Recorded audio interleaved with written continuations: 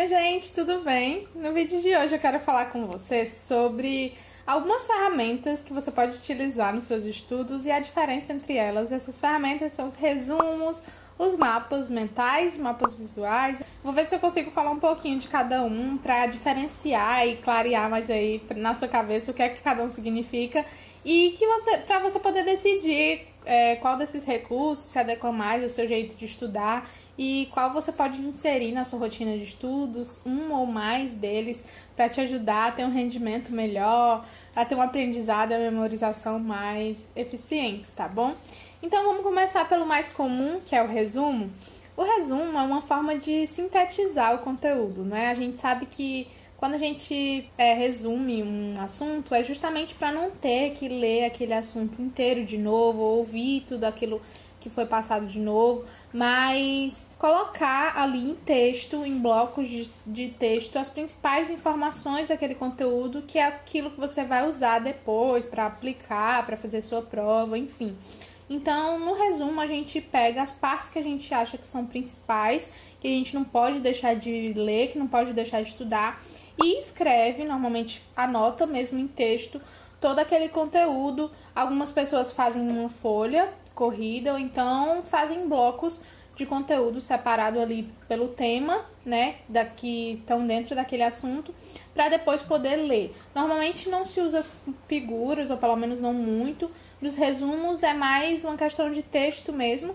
E mais recentemente, né, com o advento dos Instagrams, de tudo, a gente vê nos resumos o que é mais diferente são os títulos, né? Títulos bem bonitos, com letra bem diferente. Então isso é bacana para fazer nos seus resumos. Só que é uma anotação em texto, é linear, ali naquela folha com linhas e tudo mais. E aí tem o mapa mental, que também está começando a ficar tão popular quanto os resumos, só que ele vem de um conceito diferente. O mapa mental ele foi criado pelo Tony Buzan, né, que era um grande estudioso da mente, inclusive tem livros, né, publicações sobre isso, e ele queria entender como o cérebro funciona mesmo, sabe? Se a gente só aprendia, só memorizava por causa do QI, né, do coeficiente de inteligência. É isso? Me desculpa se não foi isso, mas é alguma coisa assim. Ou se tinha técnicas que podia aproveitar melhor o potencial do cérebro, e era isso que ele estudava e que ele se dedicava. Então, ele estabeleceu essa forma de registrar esse conteúdo como um mapa mental, realmente para mapear as informações da mente. A estrutura do mapa mental, né, com um centro ali, uma temática central, com várias ramificações, representa a estrutura física do nosso cérebro, dos nossos neurônios, que tem ali um corpo, mas que também se ramifica e alcança diversas outras células. Então, essa estrutura a estrutura do mapa mental remete à estrutura física e também a forma como o nosso cérebro processa as informações, que é em cadeia, né? A gente recebe uma informação e ela vai se associando com outra, se associando com outra e fazendo ramificações na nossa cabeça, na nossa mente.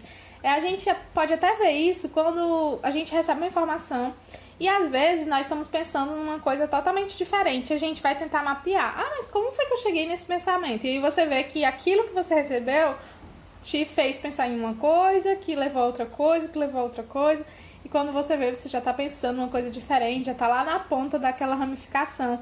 Então, o mapa mental representa isso. E ele acreditava que quando a gente estuda nessa estrutura, dessa forma, acontece muito mais rápido, né? Como representa a forma que nosso cérebro processa as informações, quando a gente olha o mapa mental e vai começando a ler aquelas ramificações, esse processo de aprendizado e principalmente de memorização é mais rápido e é mais eficaz. Nossa mente consegue fazer mais associações do conteúdo. Hoje em dia, existem formas diferentes de fazer mapas mentais. Tem uma forma mais raiz, que é a forma do criador mesmo, de como ele era feito no início. E tem uma forma mais moderna, digamos assim, que as pessoas foram adaptando e que é o que a gente vê mais hoje, principalmente nos Instagrams de estudo.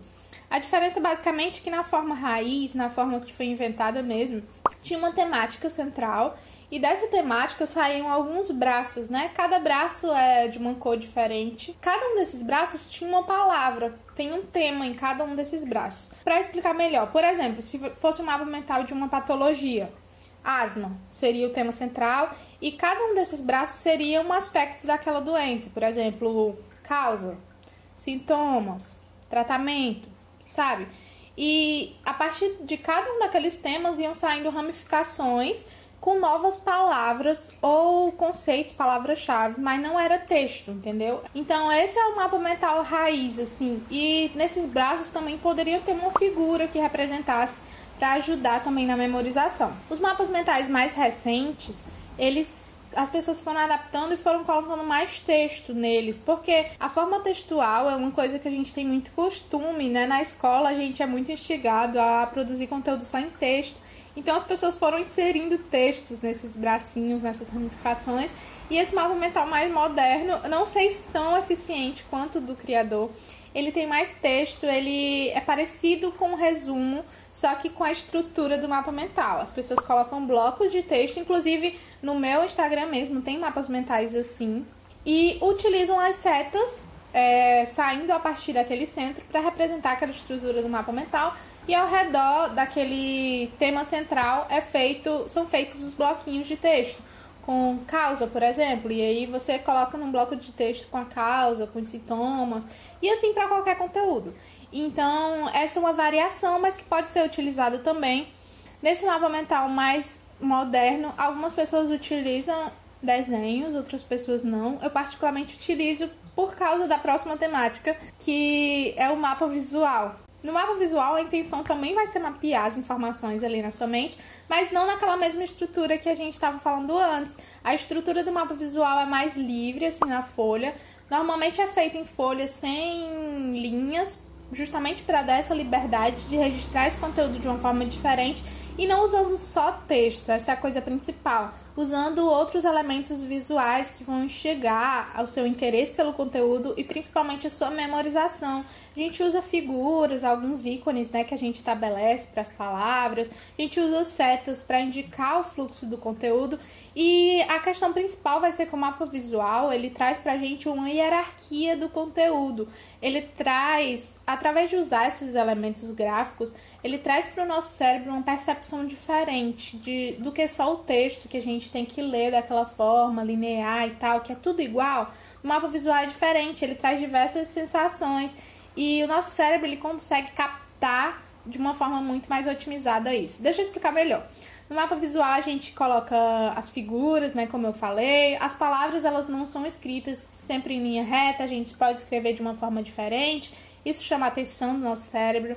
A gente usa cores e as cores mais fortes elas trazem um destaque maior. Nosso cérebro assimila como parte importante aquilo que está em vermelho, em laranja e amarelo, aquilo que precisa ser dado atenção. E em cores mais claras já não tem tanto esse registro, a gente registra de forma diferente. As setas vão indicar o fluxo do conteúdo, então quando você olha para a folha, você consegue saber que informação você tem que ver primeiro e para onde você vai depois. O tamanho das informações vai ser muito importante para o seu cérebro identificar que aquilo que está escrito maior, que está desenhado maior, é mais importante e precisa ser gravado com um destaque do que aquilo que está menor. A distância entre o conteúdo, o nosso cérebro capta também. Então, conteúdos que estão escritos pertinho, blocos de anotação escritos pertinho, tem associação mais do que aqueles que estão escritos longe. Então, é realmente essa ideia de dar uma hierarquia para o conteúdo e fazer com que o nosso cérebro absorva da forma mais otimizada possível, que ele tem capacidade para absorver. Porque o cérebro percebe todos esses estímulos, mesmo que a gente não perceba. E isso faz com que a captação do conteúdo e a fixação seja muito mais quando a gente vê só em texto. Então, a minha dica para você seria que você usasse os mapas visuais para você estudar. Eu sei que as pessoas têm uma limitação de achar que não sabe desenhar, porque a gente para de desenhar quando criança, pelo próprio sistema de ensino. Mas eu indico muito que você insira essas formas nos seus desenhos. Quem sabe começando com um mapa mental mais desenhado, fazendo uma adaptação do conteúdo, eu acredito que vai ser melhor do que o resumo para você fixar mais o conteúdo. Mas aí fica a seu critério escolher algum desses tipos de ferramenta de registro de conteúdo para você montar seu material de revisão, para você estudar e para sua prova. Tá bom? Espero que tenha dado para entender. Qualquer dúvida é só você comentar aqui que eu posso responder em outro vídeo. E se você tá no YouTube vendo esse vídeo e você gostou, deixa seu curtir aqui no vídeo, se inscreve no canal para você acompanhar as próximas dicas que eu vou trazer para vocês. Um beijo e até o próximo vídeo.